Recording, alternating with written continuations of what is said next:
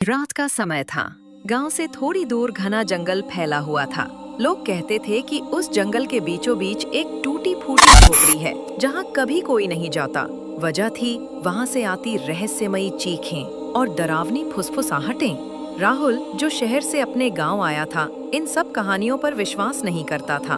उसने तय किया कि वो उस झोपड़ी तक जाएगा और सबको दिखाएगा कि ये केवल अंधविश्वास है। रात को हाथ में टॉर्च लेकर राहुल जंगल की ओर निकल पड़ा। हवा ठंडी थी, पेड़ों की शाखाएं आपस में टकरा रही थीं और पत्तों की सरसराहट से अजीब सा माहौल बन गया था। कुछ ही देर में वो झोपड़ी के सामने पहुंच गया। दरवाजा आधा टूटा हुआ था और अंदर घुप अंधेरा। जैसे ही राहुल ने अंदर कदम रखा, फर्श की लकड़ी चरमरा उठी।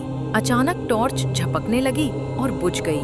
तभी किसी ने उसके कान में फुसफुसाया, तुम यहाँ क्यों आए हो? राहुल चौंक कर पीछे मुड़ा, लेकिन वहाँ कोई नहीं था। उसका दिल तेजी से धड़कने लगा। उसने मोबाइल निकाला और फ्लैशलाइट ऑन की। तभी उसे झोपड़ी की दीवार पर लाल रंग से लिखा दिखा, यहाँ से तुरंत निकल जाओ। राहुल ने सोचा ये किसी की शरारत होगी। वो आगे बढ़ा और कमरे के कोने में रखा टूटा आईना देखा।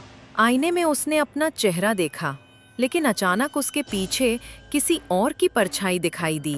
लंबे बाल, सफेद चेहरा और काली आंखें। वो औरत धीरे धीरे मुस्कुराने लगी। राहुल पीछे मुड़ा, पर वहां कोई नहीं था, लेकिन आईने में वो औरत अब और पास आ रही थी। अचानक आईना खुद ब खुद टूट गया और वही औरत बाहर निकल आई। उसकी हंसी से पूरा कमरा गूंज उठा।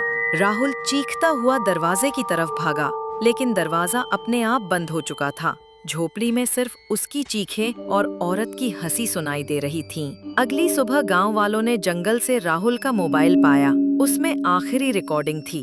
अंधेरे में राहुल भाग रहा था और पीछे से वही औरत लाल आंखों के साथ उसे पकड़ रही थी। कहते हैं आज भी जो भी उस झोपड़ी के पास जाता है, उसे वही औरत दिखाई देती है और उसकी हंसी जंगल की खामोशी को चीरती हुई सुनाई देती है।